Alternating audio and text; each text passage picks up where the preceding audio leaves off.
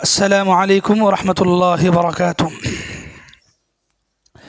الحمد للہ رب العالمین وبہ نستعین سبحانک لا علم لنا الا ما علمتنا انک انت العلیم الحکیم۔ برادران اسلام، پردہ نشین خواتین، اللہ کے نبی جناب محمد الرسول اللہ صلی اللہ علیہ وسلم کی زندگی کے آخری 10 سالوں کی گفتگو چل رہی ہے، تو اس میں ہجرت کا پہلا سال ہے جس کے تعلق سے کل ہجرت کے واقعے کو آپ کے سامنے سنایا گیا۔ ہجرت کے پہلے سال جو واقعات ہوئے، وہ واقعات پر ہجرت کا پہلا سال اور دوسرا سال، اس پر آج گفتگو ہوگی۔ اللہ کے نبی صلی اللہ علیہ وسلم ہجرت کر کے مدینہ پہنچتے ہیں کس مہینے میں؟ ربیع الاول کے مہینے میں پہنچتے ہیں۔ کتنواں مہینہ ہے ربیع الاول؟ 3 ماہ ہے، جی ٹھیک ہے۔ اللہ کے نبی پہنچتے ہیں تو مکے میں آپ کے گھر والے، جس میں خاص کر کے حضرت علی رضی اللہ عنہ کو، جو اللہ کے نبی اپنے بستر پر لٹا کر کے آئے تھے، اور ساتھ میں یہ ذمہ داری بھی دیے تھے کہ وہ جو ہے مکے والوں کی جو امانتیں اللہ کے نبی کے پاس ہیں تو وہ واپس لوٹا کر کے آئیں، تو حضرت علی بعد میں آئے۔ حضرت ابوبکر رضی اللہ عنہ کے اور گھر والے اور خود حضرت عائشہ رضی اللہ عنہا ہجرت کے پہلے سال بطور بیوی بن کر کے مدینے کو پہلی ہجری میں شوال کے مہینے میں آتی ہیں۔ کب آ رہی ہیں؟ کتنے مہینے گیپ ہے؟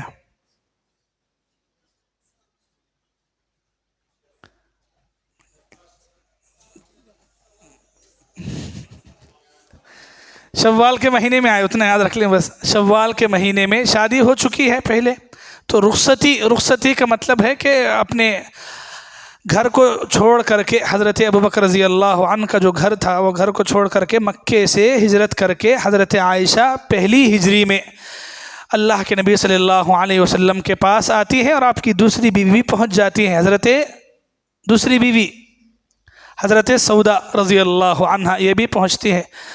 اللہ کے نبی صلی اللہ علیہ وسلم مدینہ آنے کے بعد جو سب سے پہلا کام کیا وہ کیا ہے؟ مسجد نبوی کی تعمیر۔ مسجد نبوی کو اللہ کے نبی صلی اللہ علیہ وسلم نے تعمیر کیا، اور آپ کے ساتھ صحابہ بھی شامل رہے۔ دوسرا کام جو یاد رکھنا ہے وہ ہے انصار اور مہاجر صحابہ میں بھائی چارگی اللہ کے نبی نے کرایا۔ انصار اور مہاجر صحابہ کا مطلب کیا ہے؟ یہ 2 نام آپ کو یاد رکھنا ہے صحابہ کرام میں۔ ایک ہے مہاجر صحابہ اور دوسرے ہیں انصاری صحابہ۔ مہاجر کا مطلب کیا ہے؟ مہاجر ہجرت کر کے آنے والے، یعنی وہ صحابہ جو مکہ چھوڑ کر کے مدینہ ہجرت کر کے آئے تو ان کو مہاجر صحابہ کہتے ہیں۔ انصار وہ صحابہ جو مدینے میں رہ کر مکے سے آنے والے صحابہ کرام کی مدد کی اور انہوں نے اللہ کے نبی صلی اللہ علیہ وسلم کے صحابہ کرام کا ساتھ دیا، تو ان کو جو ہے انصاری صحابہ کہتے ہیں۔ تو صحابہ کرام میں عام طور پر یہ 2 نام اکثر استعمال ہوتے ہیں، تو اس لیے آپ کو یاد رکھنا ہے۔ اللہ کے نبی نے دوسرا کام کیا کیا؟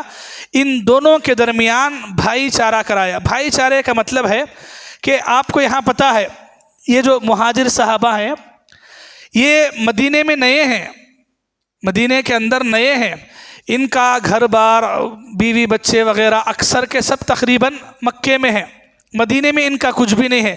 اور مدینے کے صحابہ کون ہیں؟ انصاری صحابہ۔ تو اللہ کے نبی نے ان کو بھائی کے جیسا رہنے کے لیے اللہ کے نبی نے ان کے درمیان جو ہے بہت ساری باتیں بطور وعدہ اللہ کے نبی نے لی، جس میں اللہ کے نبی نے ان کو بھائی قرار دیا۔ بھائی مطلب آپ کا اپنا بھائی جیسا ہوتا ہے، تو آپ مکے سے جو اپنا سب کچھ چھوڑ کے یہاں آئے ہیں تو آپ ان کو اپنے ساتھ ویسا رکھیں گے۔ قربان جائیں انصاری صحابہ کرام کی محبت پر، انہوں نے جو قربانیاں دی ہیں آج کی دنیا میں کوئی تصور نہیں کر سکتا ہے۔ وہ ویسی قربانیاں، ویسا ایثار، ویسا جذبہ مدینے کے صحابہ نے اللہ کے نبی اور نبی کے صحابہ کرام کے ساتھ اتنا بہترین سلوک کیا۔ اللہ کے نبی نے جب بھائی چارہ کرایا تو بہت سارے واقعات ہیں، ایک واقعہ آپ کے سامنے رکھنا چاہوں گا۔ مکے کے ایک صحابی ہیں حضرت عبد الرحمن بن عوف، جو مہاجر میں ہیں، تو اللہ کے نبی نے ان کا بھائی چارہ کرایا مدینے کے ایک صحابی سے جن کا نام ہے سعد بن ربیع رضی اللہ عنہ۔ تو یہ دونوں کے درمیان اللہ کے نبی نے بھائی چارہ کرایا۔ تو سعد بن ربیع انصاری صحابی اللہ کے نبی کے پاس آتے ہیں اور بولتے ہیں کہ اے اللہ کے نبی، آپ نے عبد الرحمن کو مجھ سے ملا دیا ہے، بھائی بنایا ہے، تو میں اب میرے جو بھی گھر وغیرہ ہے، میری جائیداد جو بھی ہے، میں ان کو اس میں شریک کرتا ہوں۔ یہاں تک کہ وہ جو واقعہ مشہور ہے بیوی کا، وہ انہی کا ہے۔ انہوں نے یہ بھی کہا کہ اے اللہ کے نبی، میری 2 بیویاں ہیں، تو اس میں سے عبد الرحمن بن عوف جسے پسند کریں گے میں انہیں طلاق دے دیتا ہوں، عدت گزرنے کے بعد وہ ان سے شادی بھی کر سکتے ہیں۔ عبد الرحمن بن عوف مکے کے صحابی ہیں، گھر بار بیوی بچے کوئی نہیں ہیں، اکیلے ہیں اور جوانی ہیں، تو شادی کا مسئلہ ہوتا ہی۔ اب تو مدینے میں نئے کون شادی کو دیں گے بچی کو، تو اس لیے کہا کہ اگر اتنی بھی ضرورت ہے تو میری 2 بیویوں میں سے، اس وقت پردے کا حکم نازل نہیں ہے، آپ کو یہ باتیں یاد رہنا پورے۔ ہاں، تو اللہ کے نبی صلی اللہ علیہ وسلم کے سامنے آ کر انہوں نے کہا کہ آپ ان کو کہیں کہ میری 2 بیویاں ہیں، جن کو پسند کریں گے تو میں ان کو طلاق دیتا ہوں، عدت گزرنے کے بعد جو ہے وہ ان سے بھی شادی کر سکتے ہیں۔ اللہ اکبر! اتنا انہوں نے شامل کیا، بلکہ اسی روایت میں ہے کہ اللہ کے نبی صلی اللہ علیہ وسلم کے سامنے آ کر انہوں نے یہ بھی کہا، اے اللہ کے نبی، میری جو تجارت ہے وہ تجارت کے اندر میں ان کو آدھا آدھا کر کے شامل کرنا چاہتا ہوں۔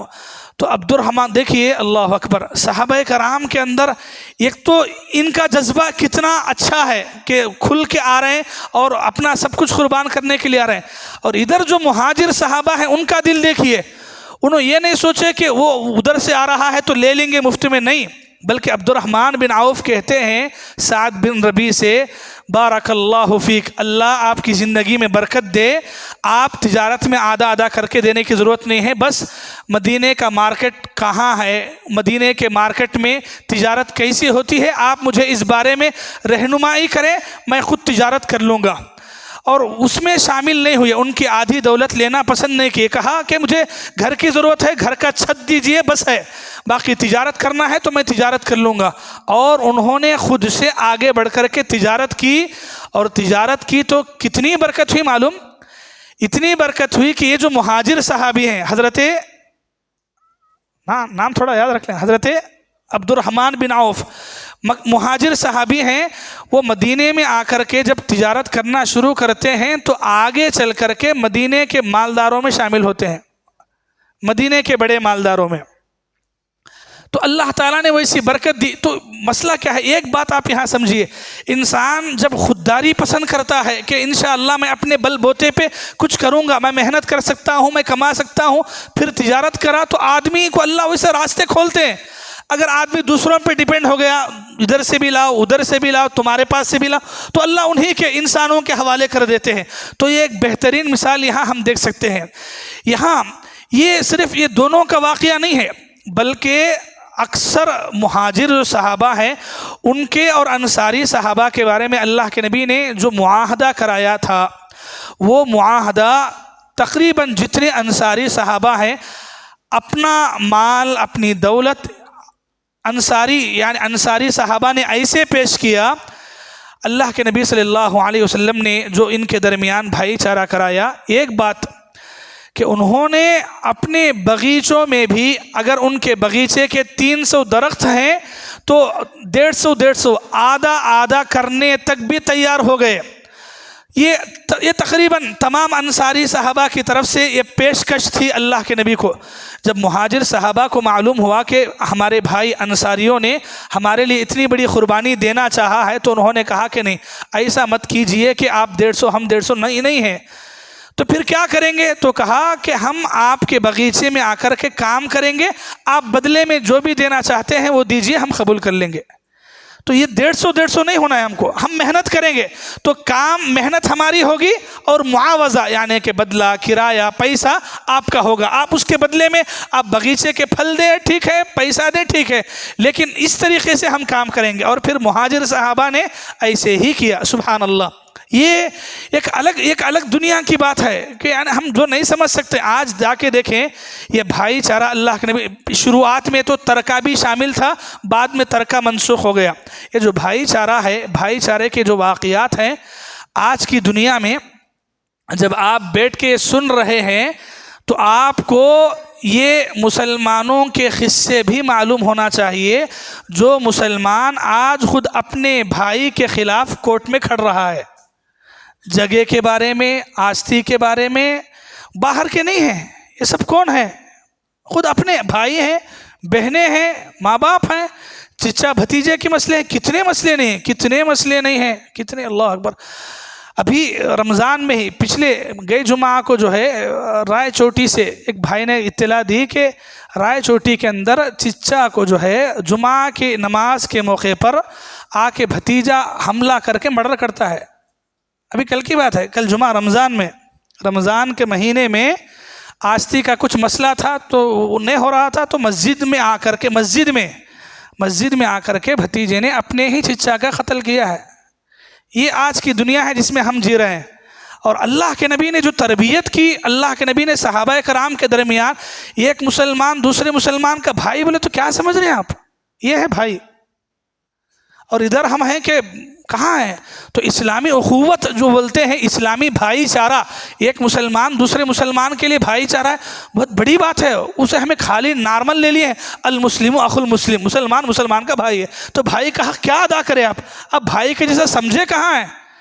تو خاص بھائیوں میں یہ مسئلہ نہیں ہے۔ آج کیا ہے، خاص بھائیوں میں یہ مسئلہ نہیں ہے، ذرے مسائل پہ، پیسوں کے مسئلے میں، جائیداد کے مسئلے میں یہ ایک دوسرے کے دشمن بن کے بیٹھے ہیں۔ دوسرے بڑے کیا مسئلے نہیں ہیں، بس جائیداد کا، آستی کا۔ تو بھائیو تھوڑا اس پہ غور کریں کہ ہم آخر مسلمان ہیں اور ہمارے نبی نے ایسا سکھایا ہے۔ تو بہرحال یہ اللہ کے نبی صلی اللہ علیہ وسلم نے جب انصار اور مہاجر صحابہ میں بھائی چارہ کرایا تو ان کے درمیان بھائی چارے کا یہ عالم تھا، جس کی بس ایک مثال میں نے آپ کے سامنے بیان کی ہے۔ طویل میں آگے نہیں جانا ہے، بس یہاں تک یہ بات ختم کریں، پھر آگے چلیں۔ اللہ کے نبی صلی اللہ علیہ وسلم جب مدینہ آئے تو مدینے میں ایک بہت بڑا مسئلہ اللہ کے نبی کے لیے یہ تھا کہ مدینے کے اندر، مکے میں صرف مشرکین تھے، یہاں مدینے میں آئے تو مدینے میں مشرک لوگ بھی ہیں، یہودی بھی ہیں، عیسائی بھی ہیں، اور پھر ایک نیا منافق کا گروہ بھی یہاں جنم لیتا ہے۔ تو اتنے ساروں سے ٹکر لے رہے ہیں اللہ کے نبی صلی اللہ علیہ وسلم۔ تو اس کے لیے اللہ کے نبی کی پلاننگ کیا ہوتی ہے، اللہ کے نبی صلی اللہ علیہ وسلم کی تجویز یہ ہوتی ہے کہ تمام کو بٹھا کر کے میثاق لیتے ہیں، وعدہ لیتے ہیں، جسے میثاق مدینہ کہا جاتا ہے۔ یعنی اللہ کے نبی نے مشرکوں، یہودیوں کو مدینے میں جمع کیا اور کہا کہ یہ مدینہ ہماری بستی ہے۔ ہماری بستی کا مطلب ہے اس میں مسلمان بھی جی رہے ہیں اور تم بھی یہودی اور مشرک تم بھی جی رہے ہو۔ مدینے کا حصہ جو ہے ہمارے لیے اتنا ہی عزیز ہے جتنا تمہارے لیے عزیز ہے۔ تو اگر کوئی مدینے کا دشمن جو باہر سے مدینے پہ حملہ کرنے کے لیے آئے گا تو وہ تمہارا بھی دشمن ہوگا، وہ ہمارا بھی دشمن ہوگا، ہم بھی ان کو لڑنے میں آپ کا ساتھ دیں گے، آپ بھی ہمارا ساتھ دینا ہے۔ اور مدینے کے اندر جو بھی امن کے سلسلے میں، یعنی امن سکون قائم کرنے کے لیے جو بھی اچھا کام ہو سکتا ہے ہم مل کے کریں گے، اور اس امن کو خراب کرنے کے لیے کوئی بھی آدمی بگاڑ پیدا کرنے کی کوشش کرے گا تو دونوں کا بھی دشمن ہوگا۔ تو یہ چند باتوں پر اللہ کے نبی نے مصالحت، سمجھوتا، گویا مدینے کے ان مشرکوں اور یہودیوں کے سامنے اللہ کے نبی نے رکھا، جسے اس وقت سب نے تسلیم کیا، مانا۔ لیکن یہودی تو یہودی ہے، تو وہ اپنے وعدے پہ برقرار نہیں تھے۔ بعد میں آپ پڑھیں سنیں گے کہ آگے چل کر کے انہوں نے اللہ کے نبی کے خلاف بہت ساری سازشیں کی۔ تو یہاں اللہ کے نبی صلی اللہ علیہ وسلم یہ جو وعدہ لیتے ہیں اور اس کے بعد مدینے کے اندر امن قائم کرنے کی پوری کوشش کرتے ہیں، ٹھیک ہے، یہ ایک معاہدہ میثاق ہوا اللہ کے نبی کا مدینے میں آنے کے بعد۔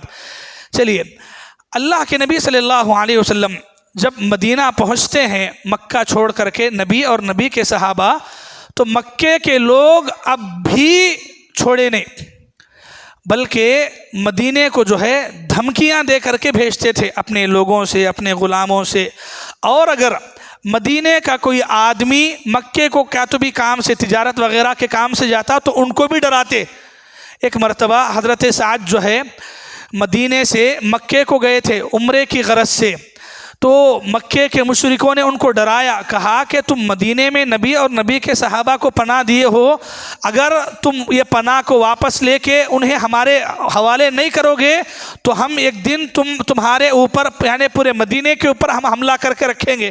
تو ایسی دھمکی بری خبریں جو ہے برابر مشرکین دے رہے تھے مدینے والوں کو، نبی کے صحابہ کو، اب بھی برابر جاری تھی۔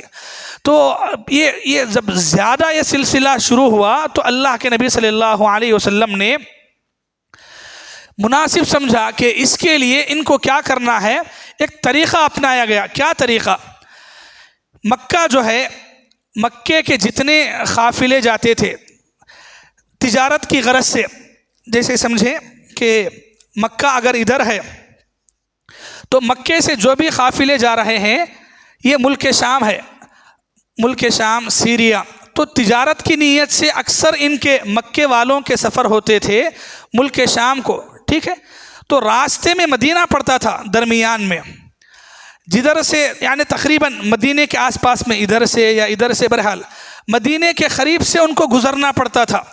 تو اللہ کے نبی صلی اللہ علیہ وسلم نے کیا کیا کہ جو مکے کے تجارت کے قافلے ملک شام وغیرہ کو جاتے تھے تو ان کو روکنا چاہا۔ روکنے کا مقصد کیا ہے کہ مکے والے جب تجارت کی غرض سے جاتے تھے تو یعنی تجارت کے سامان ان کے ساتھ ہوتے تھے، لوگ ان کے ساتھ ہوتے تھے، اونٹ گھوڑے ان کے ساتھ ہوتے تھے، اور اس کے علاوہ واپسی میں ان کے پاس تجارت کا جو بھی مال و دولت ہوتا تو سب ایک ساتھ اونٹوں پر لاتے تھے۔ اور تجارت ایسی نہیں تھی ان کی کہ جیسے ہمیں 2-4 لوگاں جاتے ہیں، ویسے نہیں ہے، بلکہ 100 لوگاں، 200 لوگاں ایسے جاتے تھے۔ تو اللہ کے نبی صلی اللہ علیہ وسلم کو جب پتہ چلا کہ مکے سے ایسے قافلے جا رہے ہیں تو اللہ کے نبی ان کو روکے، اور روکنے کے لیے اپنے بعض صحابہ کرام کو بھیجے شروعات میں۔ تو روکنے کا مقصد کیا تھا کہ یہ جو معیشت ہے جسے اکنامک، تو اسے کمزور کرنا۔ اگر ان کے قافلوں کو پکڑا جائے گا، ان کا مال ضبط کیا جائے گا، روک لیا جائے گا، تو مکے والوں کی دولت میں کمی آئے گی، ان کو سمجھ میں آئے گا کہ انہوں نے مسلمانوں پر جو ظلم و ستم کیا ہے، ان کے گھر بار، ان کے پیسوں کو جو لوٹ لیا ہے، اس کا نقصان کیا ہوتا ہے، وہ درد کیا ہوتا ہے، وہ احساس دلانے کے لیے اللہ کے نبی نے ایسا کیا۔ تو یہ تقریباً اللہ کے نبی صلی اللہ علیہ وسلم یہ جب صحابہ کرام کو ایسی ذمہ داریاں دے کر بھیجتے تھے تو کئی مرتبہ ہوا، تقریباً 7-8 مرتبہ اللہ کے نبی مسلمانوں کے یعنی کہ صحابہ کرام کو اس مقصد سے روانہ کیے، تو کئی مہینے یہی چلتا رہا۔ تو یہ کام جو ہے سن 1 ہجری میں شروع ہوا۔ ابھی کہاں ہیں ہم؟ 1 ہجری، ابھی 1 ہجری میں ہے، ٹھیک ہے۔ دوسری ہجری یعنی ہجرت کا دوسرا سال آتا ہے، تو ہجرت کے دوسرے سال میں اللہ کے نبی صلی اللہ علیہ وسلم لگاتار یعنی دوسرے سال میں بھی برابر صحابہ کرام کو بھیج رہے ہیں، یہ جو قافلے والے آ رہے ہیں جا رہے ہیں تو ان کو روکنے کے لیے۔ تو جنگ وغیرہ نہیں ہوتی ہے روکنے کے لیے، بس ہلکی سی جھڑپیں وغیرہ ہوتی ہے، کبھی لیے کبھی نہیں لیے۔ دوسرے سال میں یہ ہوا کہ شعبان کے مہینے میں اور خاص کر کے رجب کے مہینے میں، دوسرے سال میں ابو سفیان مکے سے نکلتا ہے۔ یہ ابو سفیان کون ہے؟ ابھی مسلمان نہیں ہوئے ہیں۔ مکے سے 200 افراد کو لے کر کے ملک شام کو تجارت کی غرض سے جاتا ہے، 200 افراد کو لے کے اور پورا تجارت کی غرض سے ملک شام کو جاتا ہے۔ اللہ کے نبی صلی اللہ علیہ وسلم کو معلوم ہوا کہ ابو سفیان جو ہے ملک شام کو جا چکا ہے اور تجارت کی غرض سے ملک شام میں ہے، تو اللہ کے نبی مدینے کے 2 صحابہ کرام کو روانہ کرتے ہیں ان کو یہاں تک چھوڑنے کے لیے، یعنی مطلب یہ ہے کہ یہاں رکیں وہ، جب ابو سفیان کا قافلہ ملک شام سے نکلے گا تو اللہ کے نبی کو اطلاع کرنا ہے۔ تو اللہ کے نبی صلی اللہ علیہ وسلم کے جو 2 صحابہ ہیں وہ مدینے سے نکلے اور ملک شام سے تھوڑا پہلے جا کے رکے تھے۔ جب ابو سفیان کا قافلہ ملک تجارت کر کے واپس لوٹ رہا تھا تو یہ دونوں صحابہ نے اللہ کے نبی کو اطلاع بھیجی، تو اللہ کے نبی صلی اللہ علیہ وسلم اس وقت کیا کرتے ہیں، مدینے سے 313 صحابہ کرام کو لے کے نکلتے ہیں۔ تو یہ سفر شروع ہوا تھا رجب میں، لیکن پورا مکمل ہونے تک جب واپس ہو رہے تھے تو رمضان آیا، تقریباً 2 مہینے کا وقفہ۔ تو 2 مہینے رمضان کے مہینے میں ابو سفیان کا قافلہ جو ہے ریٹرن ہوا، جس کی اطلاع اللہ کے نبی کو ملی۔ تو اللہ کے نبی صلی اللہ علیہ وسلم کتنے صحابہ کو لیے؟ 313 صحابہ کرام کو لیے، ایک روایت کے مطابق۔ بعض روایتوں میں 317 بھی ہے، 319 بھی ہے، مشہور تو 313 ہے۔ اللہ کے نبی صلی اللہ علیہ وسلم 313 کو نکلے۔ اب یہاں آپ یہ سمجھنا ہے کہ کیا اللہ کے نبی کے یہ 313 کو لے کے نکلنے کا مقصد جنگ تھا؟ جنگ نہیں تھا۔ اللہ کے نبی کا مقصد یہ تھا کہ ان کا جو قافلہ آ رہا جس میں کتنے لوگ ہیں تو ان کو روکنا، یہ مقصد تھا اللہ کے نبی صلی اللہ علیہ وسلم کا۔ اور اللہ کے نبی صلی اللہ علیہ وسلم 313 صحابہ کرام کو لے کر کے نکلے۔ ابو سفیان نکلا ملک شام سے مکے کو آنے کے لیے، تو راستے میں اسے پتہ چل گیا کہ اللہ کے نبی کا پیچھا ہو رہا ہے مجھے پکڑنے کے، پورے قافلے کو پکڑنے کے لیے۔ تو اس نے یہاں 2 کام کیے۔ پہلا کام کیا کیا، یہ جو نارمل رستہ ہے ملک شام سے مکے کو آنے کا، تو وہ رستے پر آئے بغیر اس نے رستہ جو ہے بدل لیا، دوسرے رستے سے آنا چاہا مکے کو، تاکہ اللہ کے نبی پکڑ نہ سکیں، اس وجہ سے اس نے جو ہے راستہ بدل لیا، ٹھیک ہے۔ دوسرا کام ابو سفیان نے یہ کیا کہ اپنے ایک آدمی کو مکے کو فوراً بھیج دیا اور کہا کہ مکے والوں کو ہوشیار کرو کہ اللہ کے نبی جو ہے ہمارے اوپر حملہ کرنے کے لیے آ رہے ہیں۔ تو ایک آدمی مکے میں گیا، جا کے جو ہے مکے میں اعلان کیا کہ اللہ کے نبی مدینے سے صحابہ کرام کو لے کے ابو سفیان کے قافلے کو روکنے کے لیے چل نکلے ہیں۔ تو اب مکے میں ہنگامہ شروع ہوا اور لوگوں نے کیا کیا کہ ہاں اللہ کے نبی نکلے ہیں مدینے سے، ہم تو نہیں چھوڑیں گے۔ تو اس لیے کیا ہے، شروع میں جو نکلے تھے 1300 جو ہے نکلے مکے سے، کتنے؟ 1300 نکلے مکے سے، ٹھیک ہے، جس میں مکے کے بڑے بڑے سرداران تقریباً سب ہیں، مکے کے 1-2 کو چھوڑ کے، ابو لہب بھی نہیں ہے اس میں، یہ جو 1300 میں ابو لہب نہیں گیا، تو تقریباً جتنے بڑے بڑے سردار ہیں سب ہیں اس میں 1300۔ ابو جہل سردار ہے، لے کے سب کو نکلتا ہے۔ تھوڑی دور جانے کے بعد ابو سفیان کس راستے پہ ہے؟ دوسرے راستے پہ ہے، اور ابو سفیان جو ہے اپنی چالاکی سے راستہ بدل کے جانے میں کامیاب ہو جاتا ہے، اللہ کے نبی کی پکڑ سے بچ جاتا ہے، اور اسے اب یقین ہو جاتا ہے کہ اب میں بچ گیا ہوں۔ تو وہ جو ہے پھر ایک اور آدمی کو روانہ کرتا ہے، بولتا ہے کہ جاؤ، جا کے بول دو کہ مکے سے جو لشکر نکلا ہے وہ واپس چلے جاؤ، اس لیے کہ ہم بچ گئے ہیں، مال پورا سیف ہے۔ آپ اندازہ لگائیں، ابو سفیان کا ایک قافلہ تھا تجارت کا، اس کے اوپر جب مسئلہ آ رہا ہے تو مکے سے کتنے لوگ جا رہے ہیں، تو آپ سمجھیں کہ دولت کتنی ہوگی۔ تو وہ دولت کا تعلق پورے مکے والوں سے ہے، وہ صرف ابو سفیان یا اس کے خاندان کی دولت نہیں ہے، وہ پورے مکے کی معیشت، اکنامک کا مسئلہ ہے۔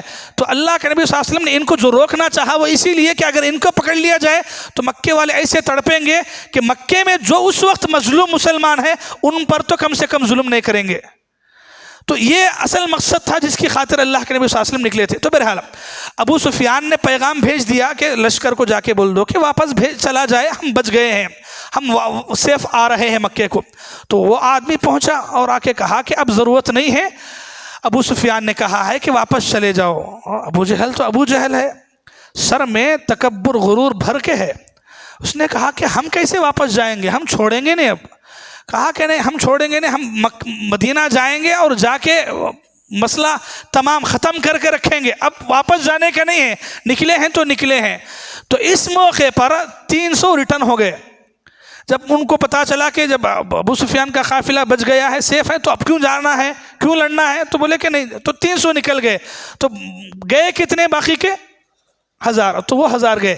تو یہاں یہ تعداد یاد رکھتے ہیں، تو مشہور کیا ہے؟ 313 اور 1000، تو 1000 ایسے بنتی ہے وہ، ورنہ 1000 سے پہلے 300 ایکسٹرا بھی تھے۔ تو ابو جہل جو ہے نکلا یہ پورے لشکر کو لے کر کے۔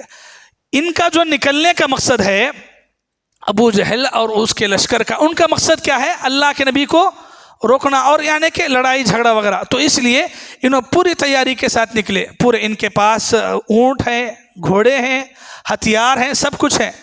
ادھر مسلمانوں کے پاس مسئلہ کیا ہے؟ کچھ بھی نہیں ہے۔ کیوں نہیں ہے؟ اس لیے کہ ان کا مقصد جنگ کا نہیں تھا۔ تو لیکن نکل گئے ہیں، اللہ کے نبی صلی اللہ علیہ وسلم 313 کو لے کے نکل گئے ہیں۔ اب جب اللہ کے نبی صلی اللہ علیہ وسلم کو پتہ چلا کہ ادھر ایک تو ابو سفیان بچ کے نکلا ہے اور دوسرا ابو جہل اپنا پورا لشکر لے کے آ رہا ہے حملے کے لیے، تو اللہ کے نبی صلی اللہ علیہ وسلم پورے صحابہ کرام کو بٹھاتے ہیں، مشورہ کرتے ہیں، پوچھتے ہیں کہ کیا کریں گے۔ تو اس وقت حالت کیا ہے معلوم؟ 313 ہیں انسان، ان کے پاس گھوڑے صرف 2 ہیں، گھوڑے صرف 2 ہیں، اور اونٹ 60 ہیں۔ ایک پہ کتنے بیٹھیں گے؟ تو یہ حالت ہے۔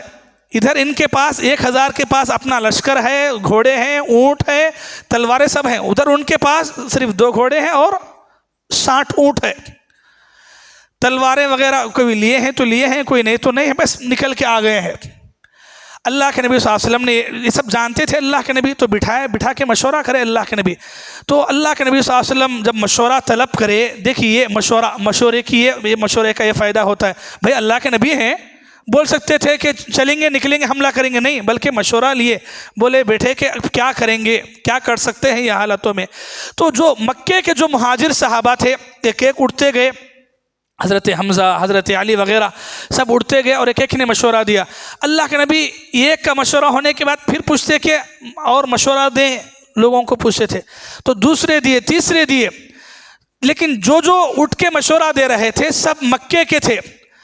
تو اللہ کے نبی بار بار پھر پوچھ رہے ہیں اور مشورہ دیں، اور مشورہ دیں۔ تو تب مدینے کے جو اوس اور خزرج انصاری صحابہ کی طرف سے، جن کو سرداری آنے کے جو امیر تھے، ذمہ دار تھے، حضرت سعد بن معاذ رضی اللہ عنہ، سعد بن معاذ انصاری صحابی ہیں، وہ اٹھتے ہیں اور اٹھ کے اللہ کے نبی سے کہتے ہیں کہ اے اللہ کے نبی، ایسا لگتا ہے کہ ہم مدینے والوں کا مشورہ چاہ رہے ہیں، اس لیے کہ مکے والے اٹھ کے مشورہ دے رہے ہیں، تو آپ شاید ہمارا مشورہ چاہتے ہیں، تو یہاں مشورہ کچھ بھی نہیں ہے، اے اللہ کے نبی آپ جیسا بولیں گے ہم ویسا کرنے کے لیے تیار ہے۔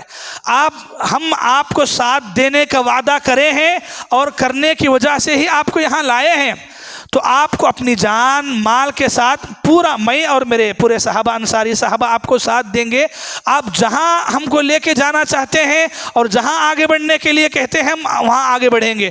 اور سعد بن معاذ رضی اللہ عنہ بولتے ہوئے یہ جملہ کہتے ہیں کہ اے اللہ کے نبی، ہم آپ پر ایمان لائے ہیں تو آپ کا ساتھ دینے کے لیے اتنا تیار ہیں کہ آپ ہم کو جاتے جاتے سمندر پڑا اور آپ ہمیں سمندر میں کودنے کا بھی حکم دیتے ہیں تو ہم وہاں بھی کودنے کے لیے تیار ہیں۔ یہ نہیں دیکھیں گے کہ یہ تو اللہ کے نبی سمندر میں کودنے کا کیوں حکم دے رہے ہیں، نہیں، آپ کا اگر حکم ہوگا کہ ہم وہاں کودنا ہے ہم وہاں بھی کود کے رکھیں گے، اور یہ ہمارے انصار کے پورے صحابہ کریں گے۔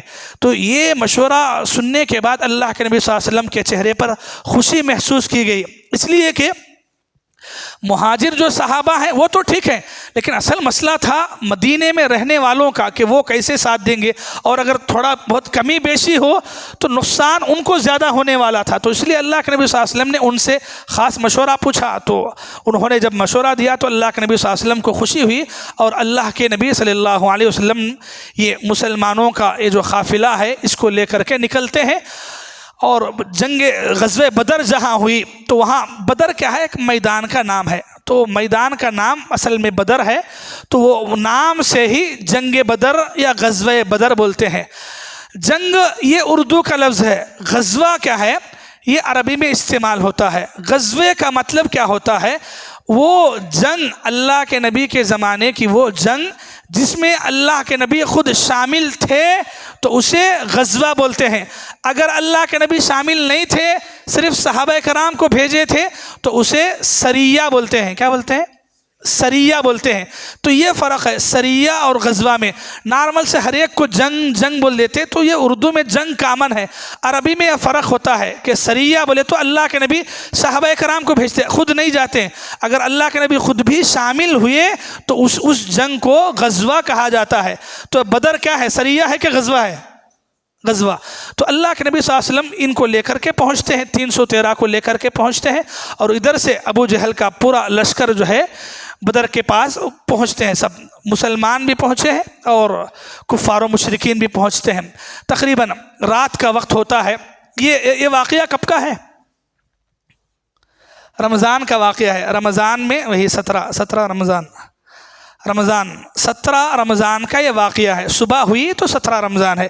اللہ کے نبی صلی اللہ علیہ وسلم رات میں جو ہے صحابہ کرام کو یعنی میدان میں لا کر کے ساری ترتیب وغیرہ دیتے ہیں، اور ترتیب سے فارغ ہونے کے بعد اللہ کے نبی صلی اللہ علیہ وسلم ایک درخت کے قریب میں ایک ٹینٹ لگایا جاتا ہے اللہ کے نبی کے لیے، خیمہ رکنے کے لیے، آرام کرنے کے لیے۔ تو وہاں اللہ کے نبی کے ساتھ حضرت ابوبکر رضی اللہ عنہ ہوتے ہیں۔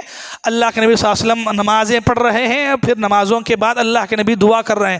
تو اس موقع پر اللہ کے نبی صلی اللہ علیہ وسلم دعا کرتے ہوئے کہتے ہیں کہ اے اللہ، کل کے دن یہ 313 ایک مٹھی بھر کا لشکر جو ہے، 1000 یہ ابلیس کے ایسے فوج سے جو ہے لڑنے جا رہا ہے، اگر یہ کل کے دن ہلاک ہو جائیں تو پھر اس زمین پر تیری عبادت کرنے والا کوئی نہیں بچے گا۔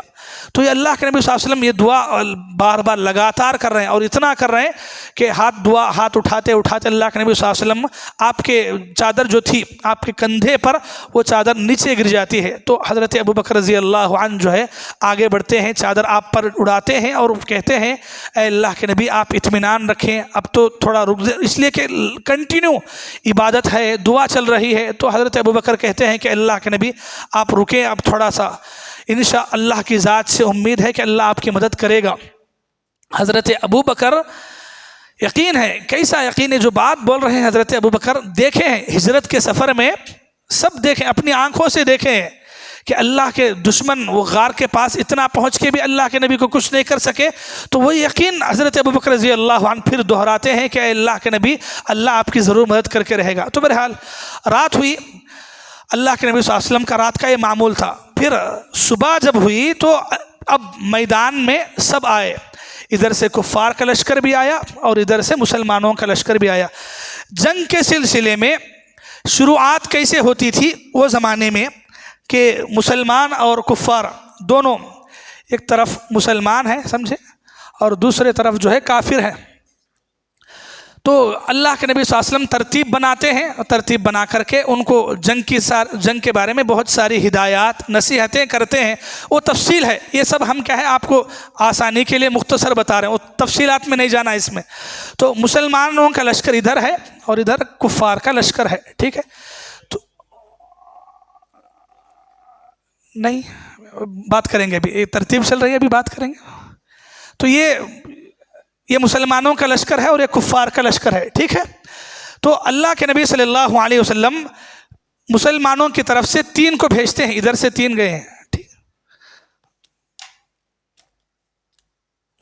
اور کفار کی طرف سے 3 آتے ہیں، ادھر سے 3 انسان۔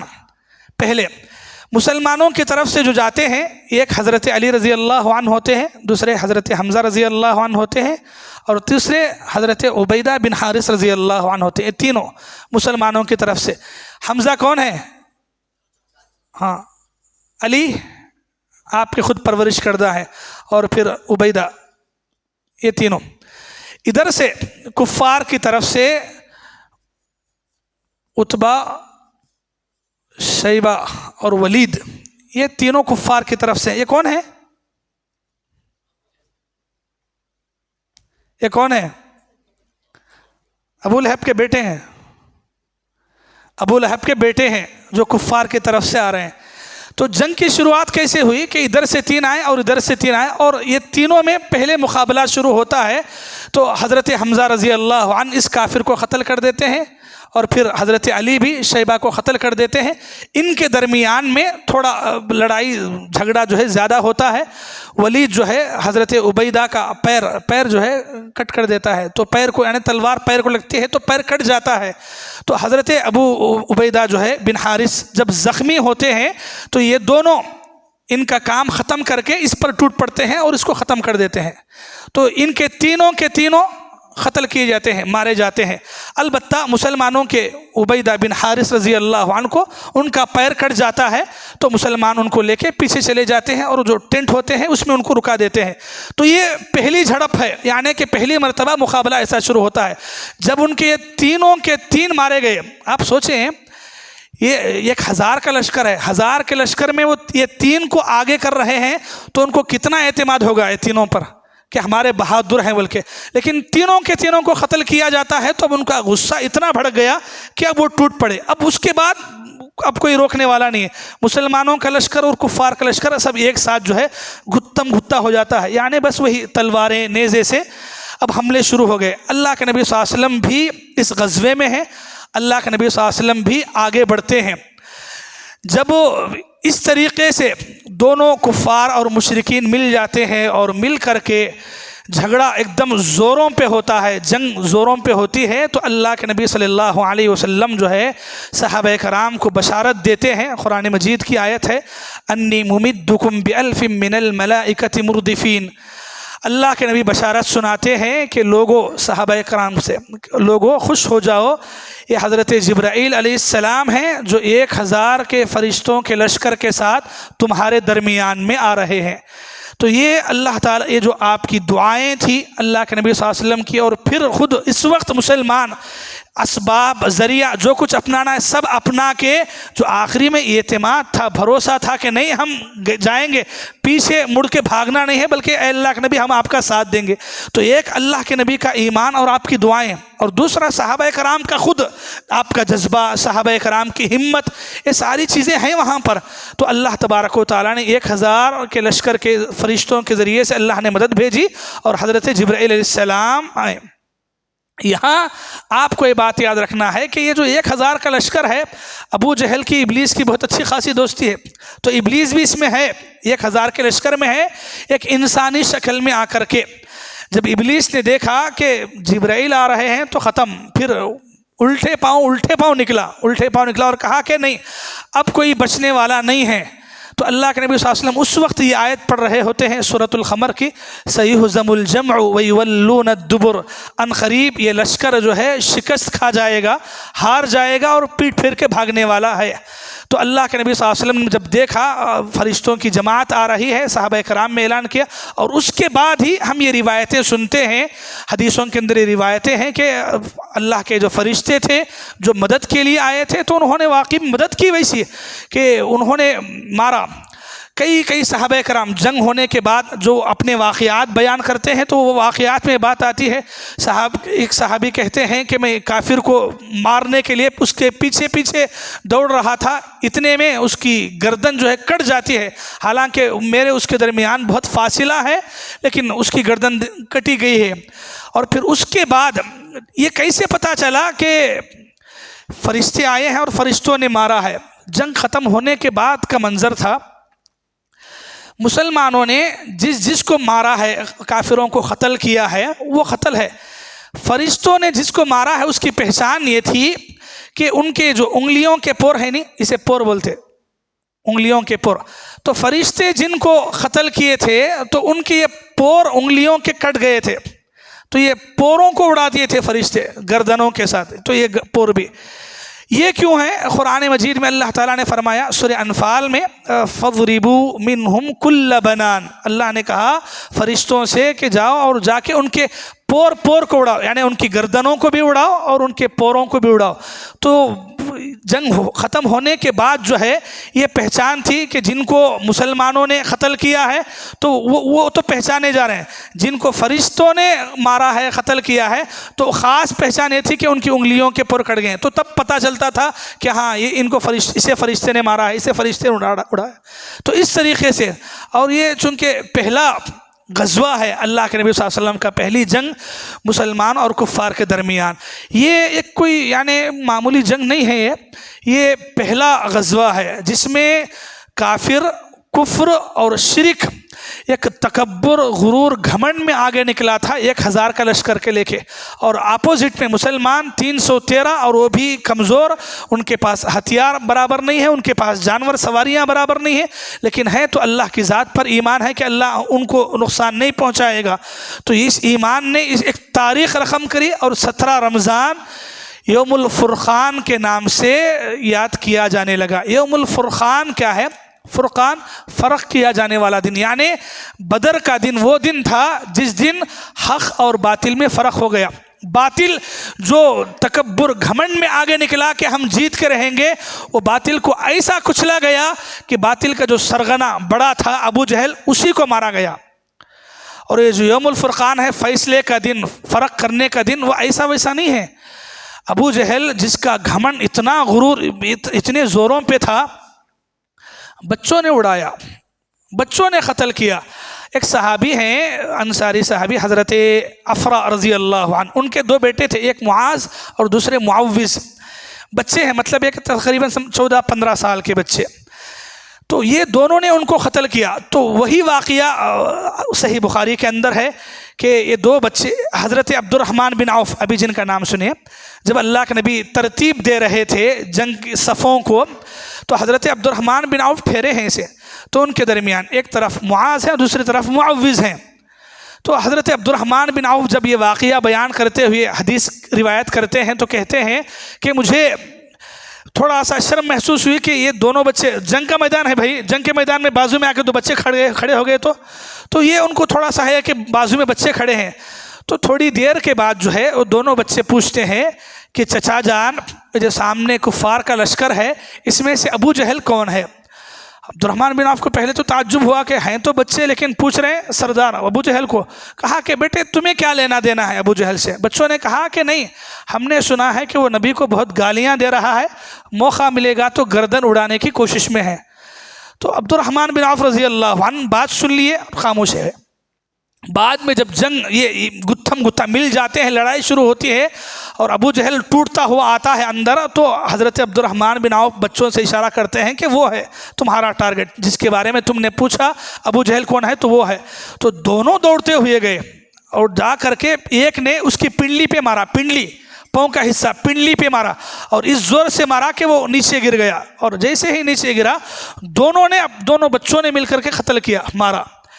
تو مرا نہیں تھا، تھوڑی جان باقی تھی، تو ایک اور صحابی حضرت عبداللہ بن مسعود رضی اللہ عنہ جو ہے، ابو جہل یعنی کہ قتل کر دیا گیا ہے، بس تھوڑی سی جان باقی ہے، سسکی لے رہا ہے، تو آتے ہیں اس کے سر یعنی کہ سینے پر بیٹھتے ہیں اور سر کے بال پکڑتے ہیں۔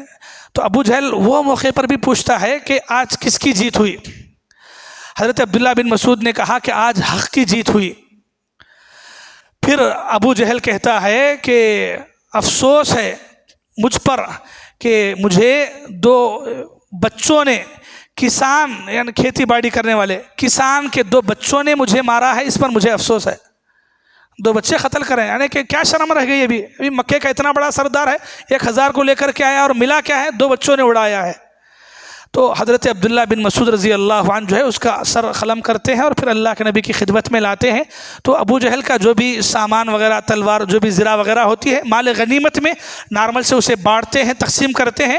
تو اللہ کے نبی یہ 2 بچوں کو بلاتے ہیں، تو دونوں بچے جاتے ہیں اور بولتے ہیں دونوں کہ میں نے مارا ہے، دوسرا کہتا ہے کہ نہیں میں نے مارا ہے۔ تو اللہ کے نبی بولتے ہیں کہ تلواریں دونوں کی دیکھتے ہیں اور دیکھ کے بولتے ہیں کہ ہاں تم دونوں بھی مارا ہے. اور پھر یہ جو مال غنیمت ہوتا ہے وہ 2 بچوں کو بھی اللہ کے نبی صلی اللہ علیہ وسلم ان کے حوالے کرتے ہیں ان کی ہمت افزائی کے طور پر.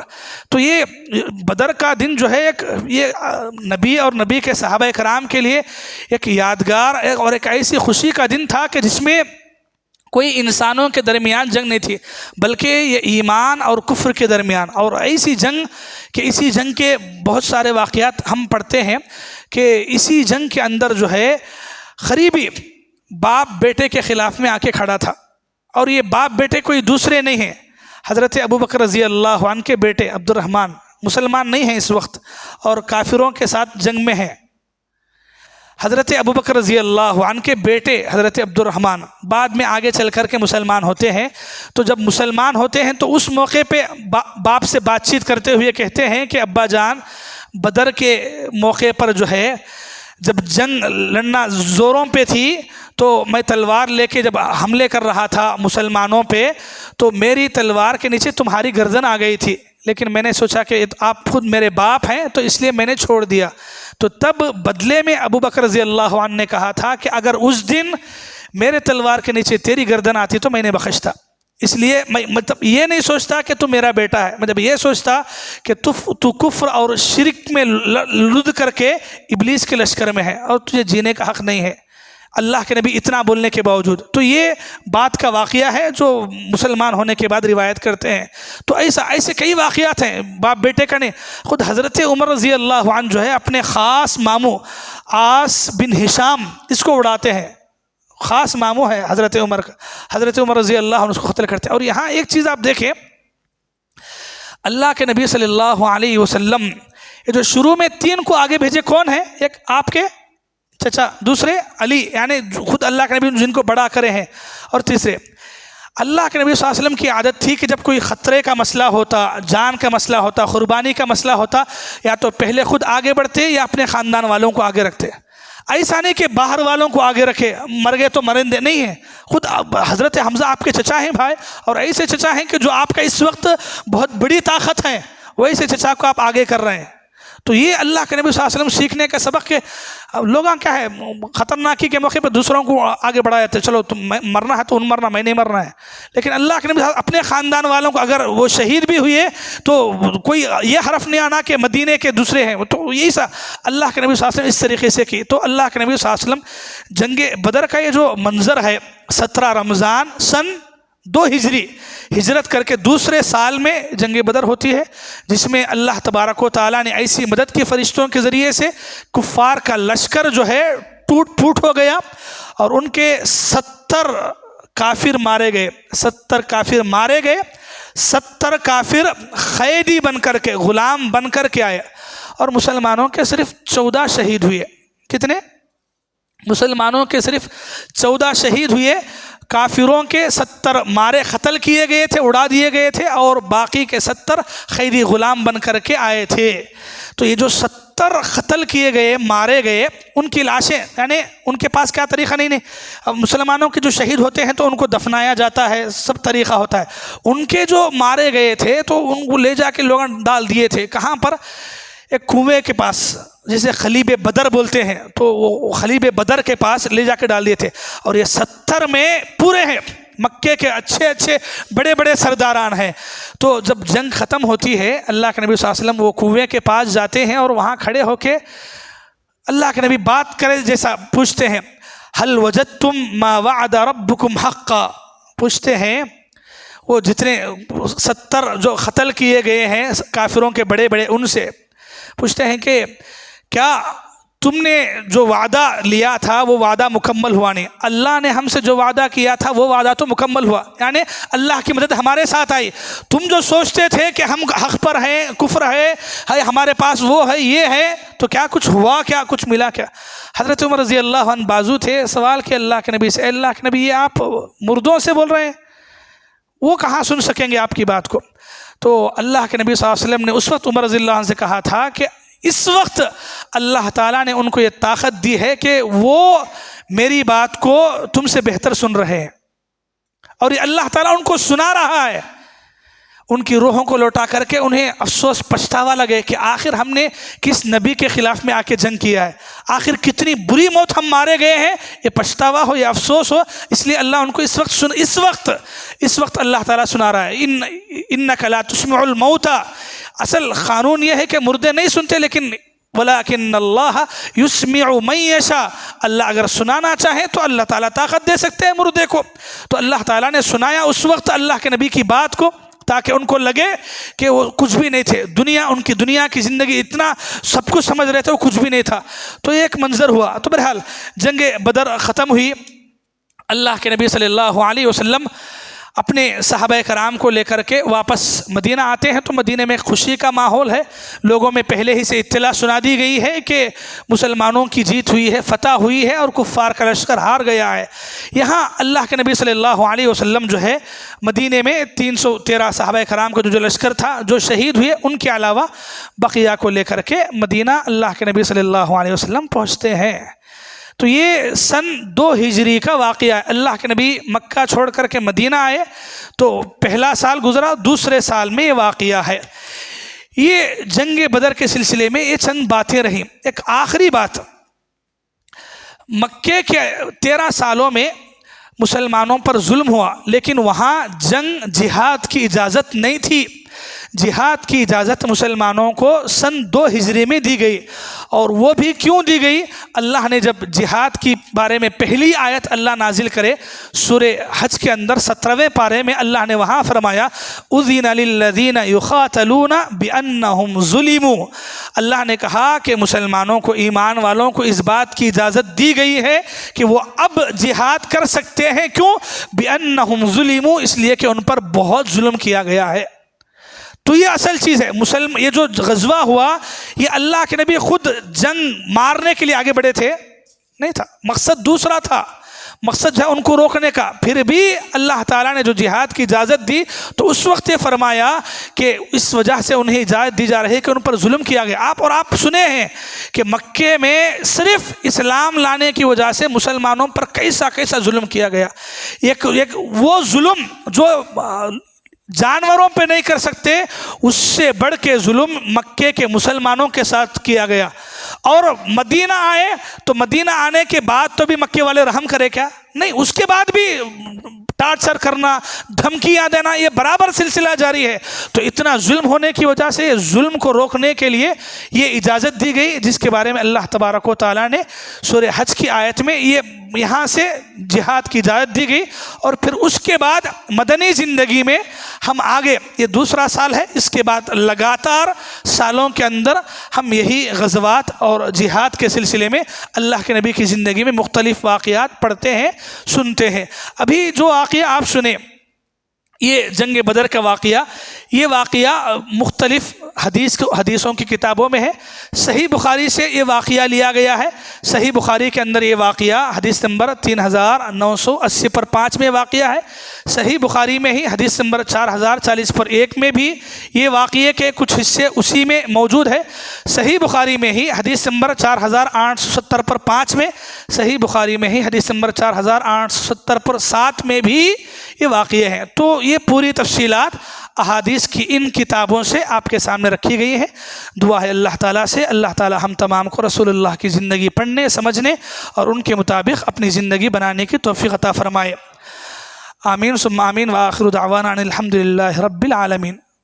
آپ کی باتیں آگے آئیں گی. ہم ابھی ایک ترتیب میں جا رہے ہیں. ہم انشاءاللہ آخری میں سوالات کا سیشن رکھا جائے گا. جو بھی کنٹینیو ہوا ہے تو اس میں جو سوالات ہیں کچھ چھوٹ گئے تو اس میں انشاءاللہ آپ پوچھ سکتے ہیں. ابھی کیا ہے، ہم ایک ترتیب سے جا رہے ہیں. بعض چیزیں ہیں جو ہم انشاءاللہ اس وقت اس لائن میں سمجھائیں گے.